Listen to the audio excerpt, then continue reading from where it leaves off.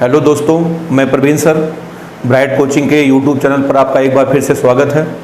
हम लोग class 12 physics का पहले यूनिट स्थिर विद्युत्की का पहला चैप्टर आवेश तथा कूलाम का नियम हम लोग शुरू कर चुके थे, जिसमें आवेश के बारे में हमने आपको 3 लेक्चर बताया है।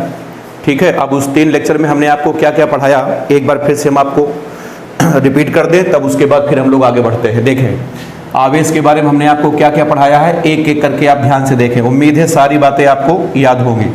देखिए सबसे पहले हमने आवेश के बारे में आपको बताया था आवेशन। आवेशन की परिभाषा हमने आपको बताई थी सबसे पहले। उसके बाद नंबर 2 पर आपको बताया था आवेश।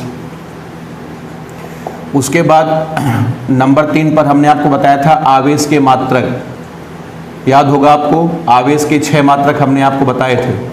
पहला सबसे बड़ा मात्रक था आपका एमयू, सबसे छोटा मात्रक आपका था फ्रैंकलिन। देखिए उसके बाद आवेश की विमा हमने आपको बताई थी। उसके बाद फिर हमने आपको बताया था अर्थिंग। अर्थिंग आपको याद होगा, अर्थिंग बताया था। उसके बाद किसी वस्तु को आवेशित करने के ढंग, टोटल हमने आपको 5 तरीके बताए थे आवेशित करने के ढंग, ये बताया था। उसके बाद 7वां टॉपिक हमने आपको बताया था मूल आवेश। उसके बाद हमने आपको बताया था मूल आवेश। उसके बाद फिर हमने आपको बताया था आवेश का क्वांटीकरण। मूल आवेश के बाद आवेश का क्वांटीकरण हमने आपको बताया था। और उसके बाद 9वां टॉपिक हमने आपको बताया था कि 2 बिंदु आवेशों को एक तार से जोड़ना। 2 बिंदु आवेशों को एक तार से जोड़ना। इतनी बातें हम आपको आवेश के बारे में बता चुके हैं। उम्मीद है कि आपको सारी बातें समझ में आ गई होंगी और आपको साथ साथ इसके याद भी होगा। तो चलिए आवेश के बारे में इतने टॉपिक हो गए हैं। अब उसके बाद हम लोग अगली हेडिंग की तरफ बढ़ते हैं, मतलब आवेश का 10वां टॉपिक हम लोग पढ़ने जा रहे हैं। ठीक है, तो आइए इसके बाद हम लोग अगली हेडिंग की तरफ चलते हैं। आवेश की अगली हेडिंग है, एक बहुत ही महत्वपूर्ण हेडिंग है, नया टॉपिक आपका है। हेडिंग आपकी है क्वार्क। अब आइए समझते हैं क्वार्क क्या है। क्वार्क आवेश के बारे में अगली हेडिंग हमारी है क्वार्क। तो देखें सबसे पहले क्वार्क के बारे में आपको बताएं कि क्वार्क जो है एक अस्थायी कण है, मतलब ये अस्थायी नहीं होता। क्वार्क एक आपका अस्थायी कण है, मतलब ये अस्थायी अवस्था में पाया नहीं जाता है। और दूसरी बात, इस पर जो आवेश होता है क्वार्क पर जो आवेश होता है वह इलेक्ट्रॉन के आवेश का भिन्नात्मक होता है। क्वार्क पर जो आवेश होता है वह इलेक्ट्रॉन के आवेश का भिन्नात्मक होता है, भिन्नात्मक। ठीक, जैसे मान लिया इलेक्ट्रॉन के आवेश को हम लोग ई से लिखते हैं, तो क्वार्क पर जो आवेश होगा वो इलेक्ट्रॉन के आवेश का भिन्नात्मक होगा। भिन्नात्मक मतलब जैसे आपका E/3 हो गया, आपका E/4 हो गया, E/5 हो गया, इस टाइप से होगा। तो मतलब हम क्वार्क की परिभाषा बोल सकते हैं कि क्वार्क एक अस्थायी कण है जिस पर आवेश इलेक्ट्रॉन के आवेश का क्या होता है, भिन्नात्मक होता है। तो यहीं से हम क्वार्क की परिभाषा बना सकते हैं। देखें कि परिभाषा हम कह सकते हैं कि क्वार्क एक अस्थायी कण है। क्वार्क एक अस्थायी कण है जिस पर आवेश, क्वार्क एक अस्थायी कण है जिस पर आवेश इलेक्ट्रॉन के आवेश का, जिस पर आवेश इलेक्ट्रॉन के आवेश का भिन्नात्मक होता है। जिस पर आवेश इलेक्ट्रॉन के आवेश का क्या होता है, भिन्नात्मक होता है, भिन्नात्मक होता है। ये है क्वार्क की परिभाषा कि क्वार्क एक अस्थायी कण है जिस पर आवेश इलेक्ट्रॉन के आवेश का भिन्नात्मक होता है। अब देखिए सबसे पहला पॉइंट इसमें क्वार्क के बारे में आपको बताते हैं। इसकी भविष्यवाणी, जो क्वार्क है, क्वार्क इसकी भविष्यवाणी 1964 में, जो क्वार्क है इसकी भविष्यवाणी 1964 में 2 वैज्ञानिक थे। एक वैज्ञानिक थे मरे गेलमन तथा दूसरे वैज्ञानिक थे जॉर्ज। पहले वैज्ञानिक थे आपके मरे गेलमन तथा दूसरे वैज्ञानिक आपके थे जॉर्ज जोएंग। जॉर्ज ज्वेंग ने किया। इन दोनों ने मिलकर के ये भविष्यवाणी की कि प्रकृति में कुछ ऐसे भी कण हैं जो अस्थायी होते हैं, जिन पर आवेश इलेक्ट्रॉन के आवेश का भिन्नात्मक होता है। इनको हम लोग किस नाम से जानते हैं? क्वार्क के नाम से जानते हैं। तो सबसे पहली जानकारी इसकी भविष्यवाणी 1964 में मरे गेलमन तथा जॉर्ज ज्वेंग ने किया था। ठीक, अच्छा, दूसरी बात आपका ये है, दूसरा पॉइंट ये है आपका कि क्वार्कों की, हाँ, क्वार्कों की कुल संख्या, क्वार्कों की कुल संख्या 6 है। मतलब कुल 6 प्रकार के क्वार्क पाए जाते हैं। क्वार्कों की कुल संख्या कितनी है? 6 है ये। और उसके बाद तीसरा पॉइंट आपका है कि इलेक्ट्रॉन, प्रोटॉन तथा न्यूट्रॉन। तीसरा पॉइंट है इलेक्ट्रॉन, उसके बाद प्रोटॉन तथा न्यूट्रॉन, इन्हीं क्वार्कों से मिलकर बने हैं। इलेक्ट्रॉन, प्रोटॉन तथा न्यूट्रॉन इन्हीं क्वार्कों से मिलकर बने हैं। कैसे बनते हैं अभी आपको हम बना करके दिखाएंगे। क्वार्कों से मिलकर बने हैं। अगर आपसे पूछा जाए इलेक्ट्रॉन किससे मिलकर बना है, इसका जवाब होगा क्वार्क से मिलकर बना है। प्रोटॉन किससे मिलकर बना है? क्वार्क से मिलकर बना है। और न्यूट्रॉन भी किससे मिलकर बना है? ये भी क्वार्क से मिलकर के बना है। तो क्वार्क के बारे में कितने पॉइंट हुए? 3। चलिए, 3 पॉइंट आपका। तीसरा पॉइंट आपका है इलेक्ट्रॉन, प्रोटॉन तथा न्यूट्रॉन इन्हीं क्वार्कों से मिलकर बने हैं। और उसके बाद चौथे पॉइंट में क्वार्क की खोज 1990 में अमेरिका के 2 वैज्ञानिक थे, J.I. फ्रीडमैन तथा हेनरी डब्ल्यू थे, और कनाडा के रिचर्ड ई टेलर ने किया था। मतलब भविष्यवाणी कब हुई थी? 1964 में इन दोनों लोगों ने भविष्यवाणी इसकी की थी कि मतलब प्रकृति में कुछ ऐसे भी कण हैं जो अस्थायी हैं और जिन पर आवेश इलेक्ट्रॉन के आवेश का भिन्नात्मक होता है। लेकिन भविष्यवाणी 1964 में हुई, लेकिन इसकी खोज कब हुई? 1990 में। ये आपके क्वार्क है। क्वार्कों की कुल संख्या कितनी है? 6 है। ये आपके जो है क्वार्क के बारे में 4 पॉइंट आपका हो गया। अब एक एक करके आपको बताते हैं कि कितने क्वार्कों के सारे नाम क्या क्या है, देखिएगा ध्यान से। ठीक है, अब आप इसके आगे देखें कि वो 6 क्वार्क कौन कौन से हैं, एक एक करके आपको हम बताते हैं। बिल्कुल ध्यान समझिए, सब रट डालिएगा इसको। क्वार्क की जानकारी बहुत ही महत्वपूर्ण है।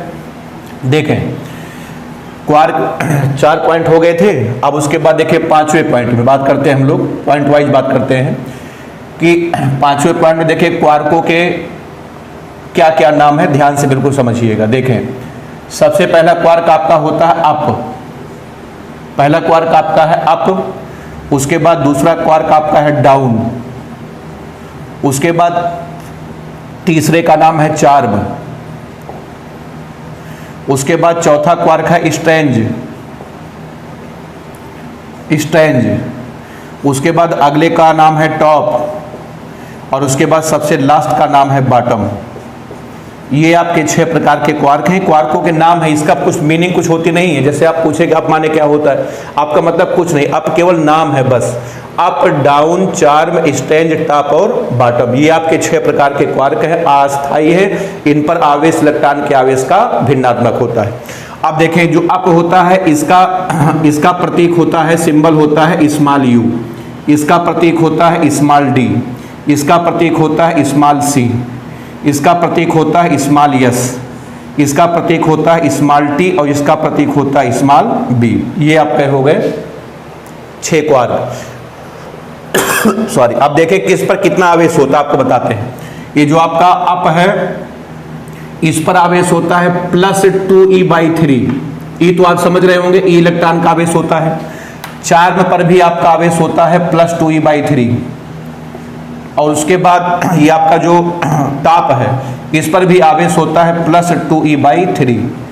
मतलब आप, उसके बाद चार्म, उसके बाद टॉप, इनके आवेश बराबर होते हैं, केवल आवेश बराबर होते हैं। बाकी सब इनके द्रव्यमान, इनके संवेग, इनकी ऊर्जा, बाकी और सब कुछ अलग अलग होती है। ये मत समझिएगा कि दोनों की आवेश अगर बराबर है तो दोनों आपस में बराबर होंगे, नहीं, ऐसी बात नहीं है। जैसे दो छात्र हैं, क्लास 12th में पढ़ रहे हैं, तो उनका क्लास सेम है, बाकी सब कुछ नाम अलग है, पिता के नाम अलग अलग है, जाति अलग है, वैसे।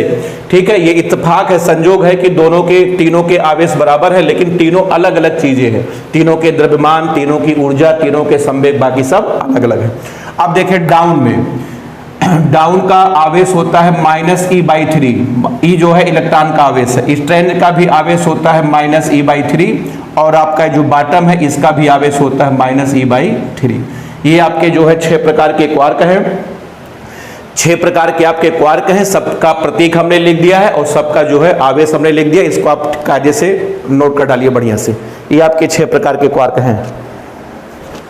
चलिए, तो आप क्वार्क के बारे में सब नोट कर लिए होंगे। अब उसके बाद आइए अगला पॉइंट आपको बताते हैं, पॉइंट नंबर आपका 6। देखें, अभी थोड़ी देर पहले हमने आपको बताया कि इलेक्ट्रॉन, प्रोटॉन, न्यूट्रॉन इन्हीं क्वार्कों से मिलकर के बने हैं। अब आप देखिए कैसे मिलकर के बने हैं।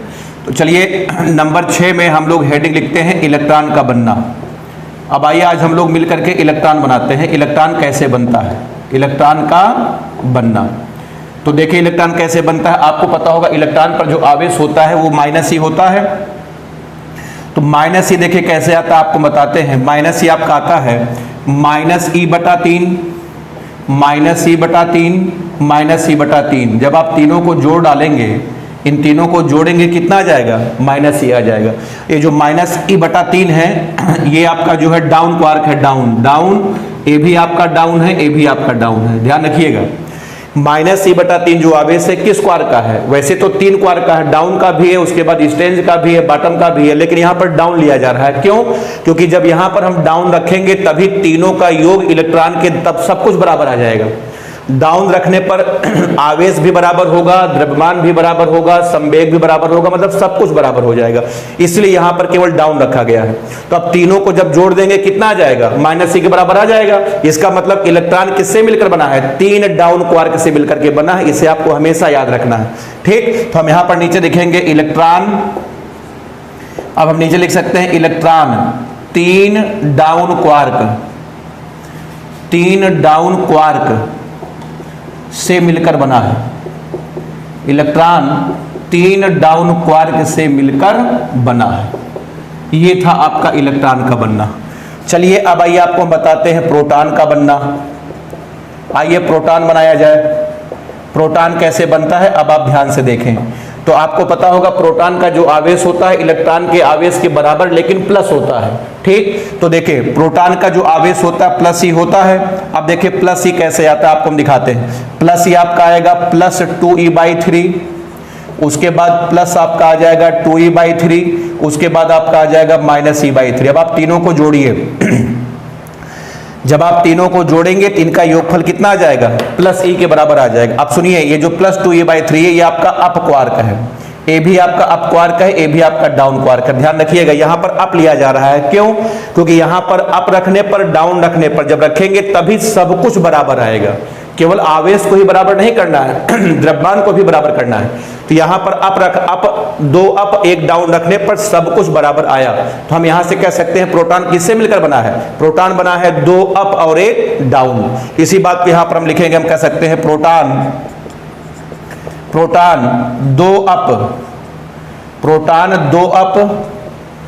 तथा 1 डाउन, 2 अप तथा 1 डाउन क्वार्क से मिलकर बना है, क्वार्क से मिलकर बना है। हमेशा याद रखिएगा, बहुत ही महत्वपूर्ण जानकारी है ये, क्वार्क से मिलकर आपका बना है। तो इलेक्ट्रॉन किससे मिलकर बना है, इलेक्ट्रॉन 3 डाउन क्वार्क से मिलकर बना है। प्रोटॉन किससे मिलकर बना है, प्रोटॉन 2 अप और 1 डाउन क्वार्क से मिलकर बना है। तो इलेक्ट्रॉन बन गया, उसके बाद प्रोटॉन बन गया। अब हम लोग बनाते हैं न्यूट्रॉन। चलिए अब आइए देखते हैं न्यूट्रॉन का बनना। अब आइए पता करते हैं न्यूट्रॉन कैसे बनता है, न्यूट्रॉन का बनना। तो चलिए न्यूट्रॉन बनाते हैं। आपको पता होगा न्यूट्रॉन पर आवेश क्या होता है, 0, उदासीन होता है। तो देखिए न्यूट्रॉन कैसे बनता है, 0 बराबर, यहां पर हम लिख रहे हैं आपका +2e/3, उसके बाद -e/3, उसके बाद -e/3। ये देखिए, ये इन तीनों को जोड़ेंगे, आंसर कितना आ जाएगा, 0 आ जाएगा।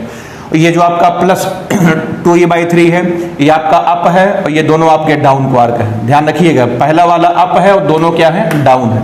इसका मतलब हम कह सकते हैं कि न्यूट्रॉन, उसके बाद हम कह सकते हैं न्यूट्रॉन 1 अप तथा 2 डाउन, 1 अप तथा 2 डाउन क्वार्क से मिलकर बना है, क्वार्क से मिलकर बना है। ये थी जानकारी आपकी क्वार्क के बारे में। चलिए कितने पॉइंट हुए थे आपके? 6। अच्छा, उसके बाद देखिए 7वें में आपको हम 2-3 पॉइंट आपको और बता दें, जानकारी, अतिरिक्त जानकारी बता दें। देखें, जो आपका इलेक्ट्रॉन होता है, इलेक्ट्रॉन जान लें, कभी न कभी काम ही देगा। इलेक्ट्रॉन की आकृति किसी को पता है? इलेक्ट्रॉन की आकृति क्या होती है? इलेक्ट्रॉन की आकृति चतुष्फलकी होती है। इलेक्ट्रॉन की आकृति चतुष्फलकी, इलेक्ट्रॉन की आकृति चतुष्फलकी होती है, जिसको हम अंग्रेजी बोलते हैं टेट्राहेड्रल। जो मेथेन की संरचना होती है 100 कुछ डिग्री का कोण बनता है तो इलेक्ट्रॉन की आकृति चतुष्फलकी होती है, टेट्राहेड्रल होती है। चतुष्फलकी कुछ इस तरीके से ऐसे बनता है, जानते रहिए। देखिए ऐसे ऐसे कुछ ऐसे बनता है। ये आकृति है किसकी? इलेक्ट्रॉन की, ध्यान रखिएगा। अच्छा, उसके बाद एक पॉइंट आपको और बता दें, पॉइंट नंबर आपका 8 में, कि प्रोटॉन तथा न्यूट्रॉन, प्रोटॉन तथा न्यूट्रॉन की आकृति, प्रोटॉन तथा न्यूट्रॉन की आकृति अभी तक ज्ञात नहीं है। अभी तक वैज्ञानिक ये नहीं पता कर पाए हैं कि प्रोटॉन तथा न्यूट्रॉन किस आकार का है। तो अगर कोई आपसे पूछे कि प्रोटॉन तथा न्यूट्रॉन की आकृति क्या है, तो आप बता मत देना, आकृति अभी तक ज्ञात नहीं है। ये जानकारी थी आपकी क्वार्क के बारे में। एक बार फिर से, क्वार्क क्या है? क्वार्क एक अस्थायी कण है जिस पर आवेश इलेक्ट्रॉन के आवेश का भिन्नात्मक होता है। इसकी भविष्यवाणी 1964 में ही 2 वैज्ञानिक कर दिए थे। हालांकि खोज इसकी 1990 में हो पाई है। क्वार्कों की कुल संख्या 6 है। इलेक्ट्रॉन, प्रोटॉन, न्यूट्रॉन इन्हीं क्वार्कों से मिलकर के बने हैं। ठीक है, इलेक्ट्रॉन जो है अभी हमने आपको बना के दिखाया, इलेक्ट्रॉन, प्रोटॉन, न्यूट्रॉन क्वार्कों से मिलकर के बने। ठीक, तो चलिए ये थी जानकारी क्वार्क के बारे में। चलिए, क्वार्क हो गया कंप्लीट आपका। अब आइए आगे बढ़ते हैं। ठीक, अगली हेडिंग हम लोग लिख रहे हैं आवेश तथा द्रव्यमान की तुलना। आवेश तथा द्रव्यमान की आइए तुलना कर ली जाए। कंपेरिजन बिटवीन,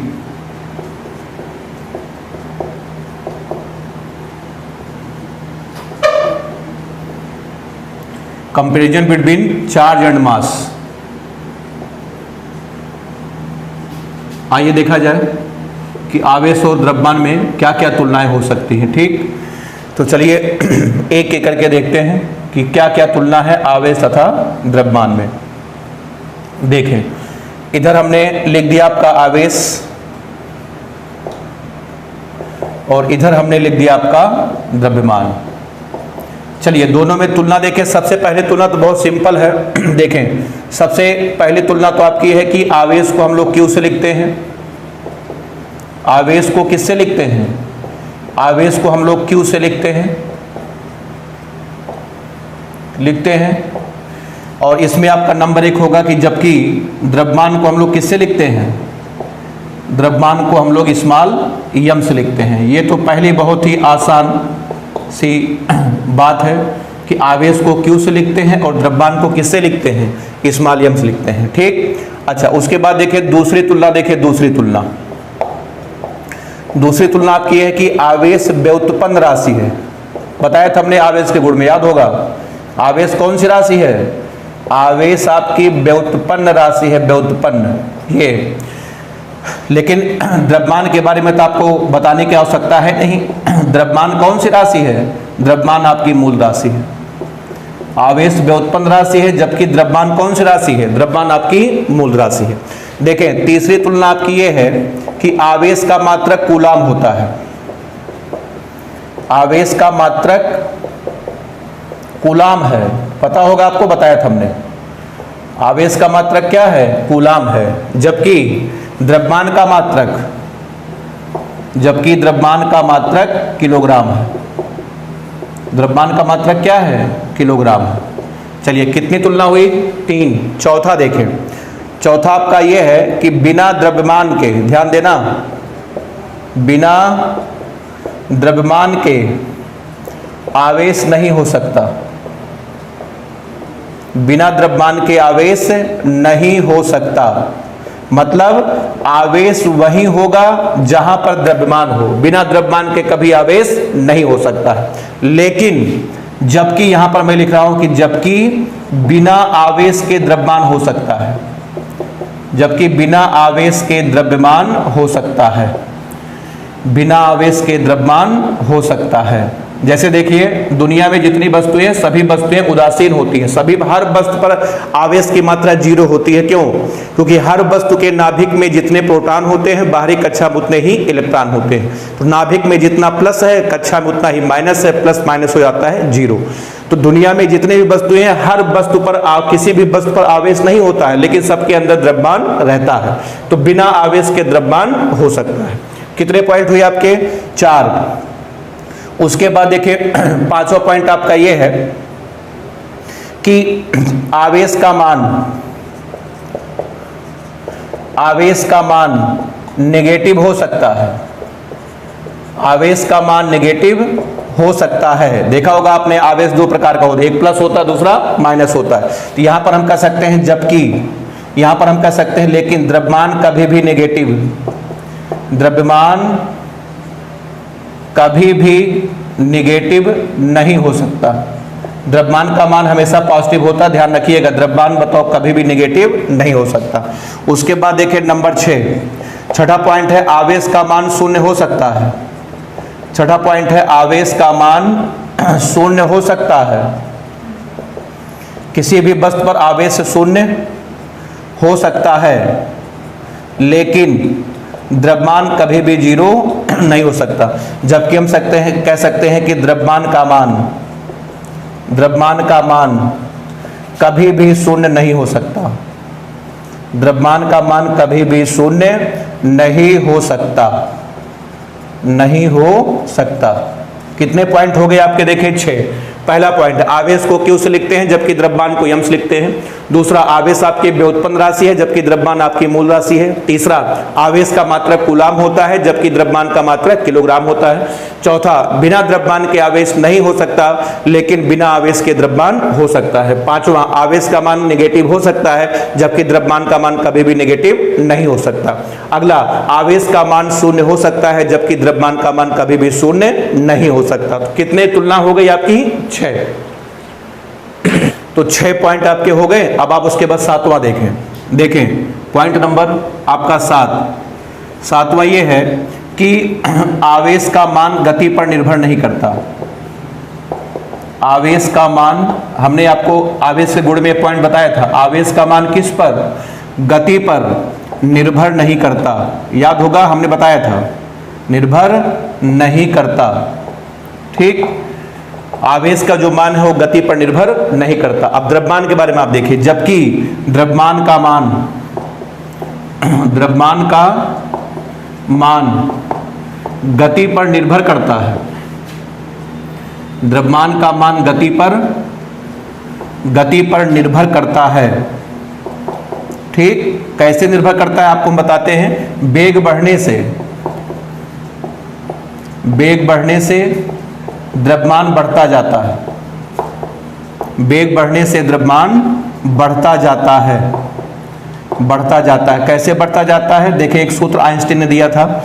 आइंस्टीन ने सूत्र आपका दिया था, m बराबर m0 अपान √1 माइनस v/c का होल स्क्वायर। ये सूत्र दिया था आपका, आइंस्टीन ने दिया था। m जो है वस्तु का गतिक द्रव्यमान है। m आपका गतिक द्रव्यमान है जिसको हम अंग्रेजी में बोलते हैं काइनेटिक मास। m0 ये वस्तु का विराम द्रव्यमान है।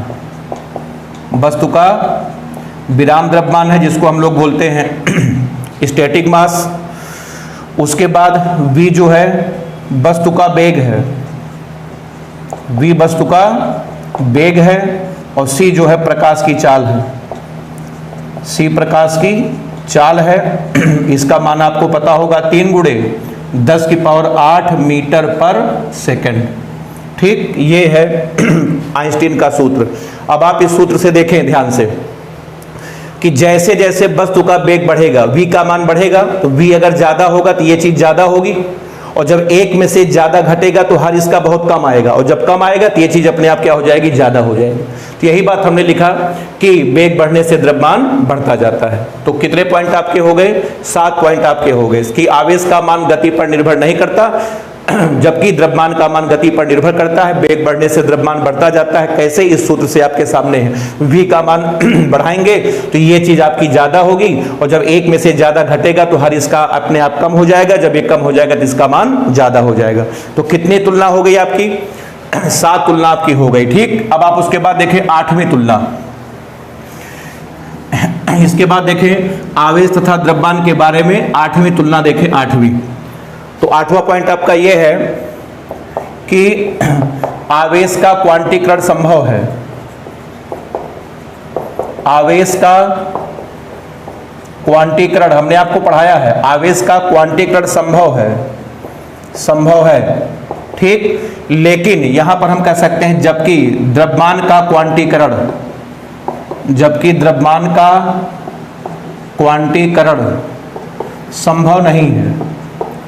द्रव्यमान का क्वांटीकरण संभव नहीं है। इसका मतलब क्या है आपको हम बता दें, सुन ले। मेन बात यह है, देखिए अगर आपसे कोई पूछे कि जो पूरे ब्रह्मांड में सबसे न्यूनतम आवेश किसका होता है जो अस्थायी है, तो आप बता देंगे इलेक्ट्रॉन का।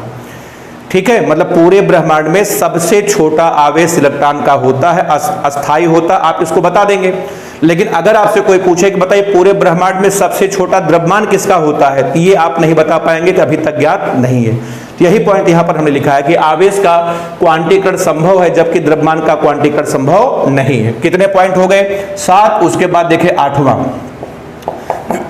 8वां पॉइंट ये है कि आवेश का संरक्षण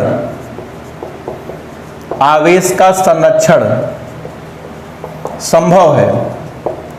आवेश का संरक्षण संभव है। हम आपको पढ़ा चुके हैं आवेश के संरक्षण का सिद्धांत। जबकि यहां पर हम कह सकते हैं जबकि द्रव्यमान का संरक्षण संभव नहीं है। द्रव्यमान का संरक्षण संभव नहीं है। क्यों नहीं संभव है? क्योंकि द्रव्यमान को ऊर्जा में परिवर्तित किया जा सकता है। क्योंकि किसको? द्रव्यमान को ऊर्जा में परिवर्तित किया जा सकता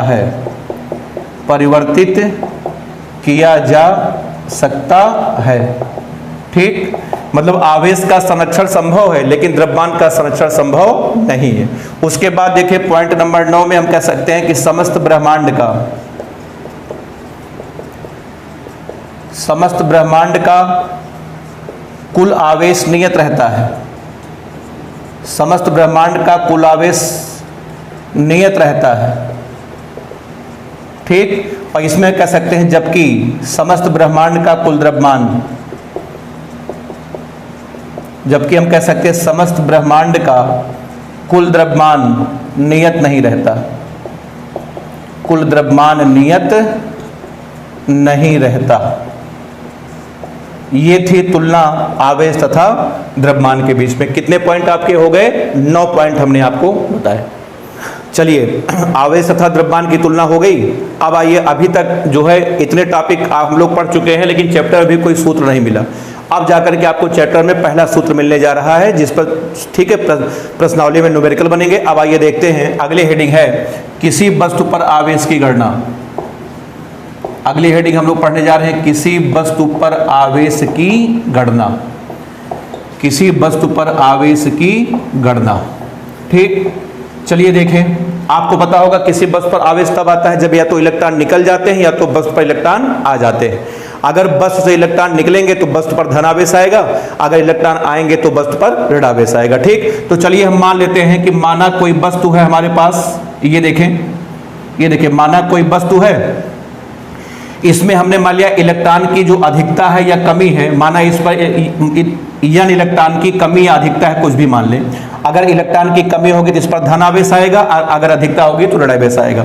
ठीक है, तो माना इस पर आवेश की मात्रा कितनी है? Q है। तो आज हमें इसी Q की क्या करनी है? गणना करनी है। तो यहां पर हम कह सकते हैं कि माना किसी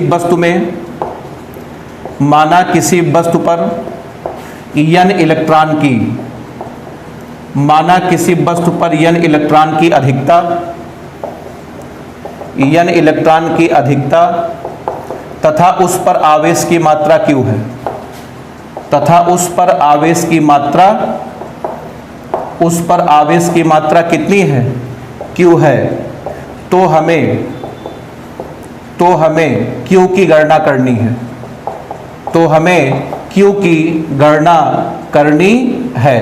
ठीक, ये हमने जो काम था हमने साफ साफ लिख दिया है कि माना किसी वस्तु पर n इलेक्ट्रॉन की अधिकता तथा उस पर आवेश की मात्रा Q है तो हमें Q की गणना करनी है। अब देखें कितने आसान तरीके से हम लोग गणना करते हैं। ठीक है, यहां पर हम मान लेते हैं कि यदि वस्तु में एक इलेक्ट्रॉन की अधिकता है, यदि वस्तु में एक इलेक्ट्रॉन की अधिकता है, अगर वस्तु में एक इलेक्ट्रॉन की अधिकता है तो यहां से हम कह सकते हैं कि अगर वस्तु में एक इलेक्ट्रॉन की अधिकता है तो वस्तु पर आवेश कितना होगा, एक इलेक्ट्रॉन के आवेश के बराबर। देखें, यदि वस्तु में एक इलेक्ट्रॉन की अधिकता है तो ये इंप्लाई करेगा वस्तु पर जो आवेश होगा Q वह होगा एक 1 इलेक्ट्रॉन के आवेश के बराबर। इलेक्ट्रॉन के आवेश को किससे लिखते हैं, स्मॉल ई से, तो वस्तु पर आवेश की मात्रा होगी 1e। यदि वस्तु में एक इलेक्ट्रॉन की अधिकता है तो वस्तु पर जो आवेश होगा वह एक इलेक्ट्रॉन के आवेश के बराबर होगा, और इलेक्ट्रॉन के आवेश को किससे लिखते हैं, ई से लिखते हैं। इसी प्रकार हम कह सकते हैं कि बताइए यदि वस्तु में 2 इलेक्ट्रॉन की अधिकता है तो अब हम कह सकते हैं कि आवेश की मात्रा Q बराबर कितना हो जाएगा, 2e। इसी प्रकार हम कह सकते हैं यदि वस्तु में 3 इलेक्ट्रॉन की अधिकता है तो अब हम कह सकते हैं आवेश की मात्रा कितनी हो जाएगी, 3e। लेकिन हम लोग कितने इलेक्ट्रॉन की अधिकता मानकर पहले से बैठे हैं, n। अब हम कह सकते हैं इसी प्रकार सिमिलरली, अब हम कह सकते हैं इसी प्रकार यदि वस्तु में n इलेक्ट्रॉन की अधिकता है, यदि वस्तु में n इलेक्ट्रॉन की अधिकता है, ठीक, तो अब हम कह सकते हैं इंप्लाई करेगा वस्तु पर जो आवेश होगा Q बराबर कितना आ जाएगा, n इंटू ई। तो देखें किसी वस्तु पर आवेश ज्ञात करने का बहुत ही आसान और बढ़िया सूत्र आपका आ चुका है। Q बराबर आपका होता है n इंटू ई, जहां पर ई इलेक्ट्रॉन का आवेश है। तो देखिए बहुत ही आसान सूत्र आ गया, Q बराबर n इंटू ई। यदि वस्तु में एक इलेक्ट्रॉन की अधिकता है तो Q बराबर 1e, 2 इलेक्ट्रॉन की अधिकता है तो 2e। उसी प्रकार हम कितना माने हैं, n, तो हम कह सकते हैं आवेश का सूत्र आपका आ गया Q बराबर n इंटू ई। अब आप देखें सूत्र में क्या कैसे करना है, एक एक करके आपको हम बताते हैं, ध्यान से बिल्कुल देखें। तो किसी भी वस्तु पर आवेश ज्ञात करने का सूत्र आपका आ चुका है, अभी हमने बताया Q बराबर n इंटू ई आ चुका है। ठीक, अच्छा, सूत्र में E का मान रखेंगे आप 1.6 गुणे 10 की घात -19 कूलम। आपको माइनस रखने की जरूरत नहीं है क्योंकि हम लोग आवेश का मान निकाल रहे हैं, तो माइनस रखने की जरूरत आपको नहीं है। ठीक, E का मान आप रखेंगे 1.6 गुणे 10 की घात -19 कूलम। अब देखिए E का मान आपको पहले से पता है। अब सूत्र में कितनी राशियां बची, 2, एक आपका Q बचा, एक आपका n बचा। इसमें जो प्रश्न आते हैं 2 प्रकार से बनते हैं आपके प्रश्न, आपके जो है 2 प्रकार के बनते हैं। एक आपका बनता है फर्स्ट टाइप, उसके बाद अगला आपका बनता है सेकंड टाइप। कभी भी इस पर न्यूमेरिकल आएंगे 2 टाइप से सवाल बनते हैं, एक आपका होता है फर्स्ट टाइप, दूसरा होता है सेकंड टाइप। देखिए फर्स्ट टाइप में क्या होता है, E का मान तो आपको पहले से पता है, 2 अज्ञात राशियां बची Q और n। तो पहले में क्या करते हैं, n दे करके Q पूछते हैं। पहले टाइप के सवाल में n दे करके क्या पूछेंगे, Q, और जो सेकेंड टाइप का सवाल होगा उसमें आपका Q दे करके क्या पूछेंगे, Q दे करके n पूछेंगे। तो Q बराबर n जो सूत्र है, इस पर 2 टाइप के सवाल आपको मिलेंगे प्रश्नावली में। एक में n दे करके या तो Q पूछेंगे और दूसरे में Q दे करके n पूछेंगे। चलिए अब आइए कुछ सवाल हम लोग करते हैं। ठीक, अब देखें अध्याय का पहला न्यूमेरिकल हम लोग करने जा रहे हैं, एग्जाम्पल नंबर फर्स्ट। ठीक, पहला एग्जाम्पल है, हम आपको कराते हैं कि 1 कूलाम आवेश में, पहला एग्जाम्पल है 1 कूलाम आवेश में इलेक्ट्रॉनों की संख्या ज्ञात करिए। पहला सवाल 1 नंबर का छोटा सा, 1 कूलाम आवेश में इलेक्ट्रॉन की संख्या ज्ञात करिए, संख्या ज्ञात करिए। ये आपका पहला सवाल है, आसान सा छोटा सा। आइए इसको हम सॉल्व करके आपको दिखाते हैं। तो चलिए देखिए इसका सलूशन कैसे होगा, ध्यान से बिल्कुल समझिएगा। तो चलिए आवेश का मान कितना दिया है, 1 कूलाम दिया है, इसका मतलब Q बराबर 1 कूलाम दिया है। क्या पूछा है, इलेक्ट्रॉन की संख्या। इलेक्ट्रॉन की संख्या को किससे लिखते हैं, n से। ठीक। तो Q का मान 1 कूलम दिया है, किसका मान पूछा है, N का मान पूछा है। तो सेकंड टाइप का सवाल है, इसमें बताओ Q दे करके क्या पूछा है, N। तो आइए लगाते हैं, Q बराबर आपका होता है N इंटू E। यहां से आप N का मान निकालिए तो N बराबर आपका आ जाएगा Q बटा E। Q का मान कितना दिया गया 1 और E का मान होता है 1.6 गुणे कितना 10 की पावर -19। ठीक। अब यहां से आप जो है n बराबर आपका आ जाएगा, पावर को आप ऊपर भेजिए तो 1/1.6 गुणे 10 की पावर आपका आ जाएगा 19। तो यहां से आपका n बराबर आपका इसमें 10 से गुणा कर दें तो आपका आ जाएगा 10/16 गुणे 10 की पावर आपका आ जाएगा 19। अब 1 10 यहां पर ले आइए तो n बराबर आपका आ जाएगा 100/16, ठीक है, गुणे आपका आ जाएगा 10 की पावर 18। अब आप जब 100 में 16 से भाग करेंगे इसका मान आपका आ जाएगा 6.25 गुणे 10 की पावर 18। यही आपका आंसर है। आप इस आंसर को रट डालिए, मतलब 1 कूलम आवेश में कितने इलेक्ट्रॉन होते हैं 6.25 गुणे 10 की पावर 18। ये मान आपको 24 घंटे हमेशा याद होना चाहिए। इससे फायदा होगा, जैसे कल को आपसे पूछा जाए कि 10 कूलम में कितने इलेक्ट्रॉन, तो आप इसी में 10 से गुणा कर देंगे। जैसे पूछा जाए 50 कूलम में कितने इलेक्ट्रॉन, आप इसमें 50 से गुणा कर देंगे। 100 कूलम में कितने इलेक्ट्रॉन, ऐसे बहुत सारे सवालों के जवाब आप डायरेक्ट बता सकते हैं अगर आपको ये संख्या याद है तो 1 कूलम आवेश में कितने इलेक्ट्रॉन हो गए 6.25 गुणे 10 की पावर 18 इलेक्ट्रॉन। चलिए ठीक है, इसके बाद आवेश के बारे में बस केवल एक लेक्चर आपको, लेक्चर नंबर 5, ठीक है, जाएगा। आवेश आपका पूरा खत्म हो जाएगा, तब उसके बाद हम लोग शुरू करेंगे कूलम का नियम। ठीक है, तब तक के लिए ठीक, धन्यवाद।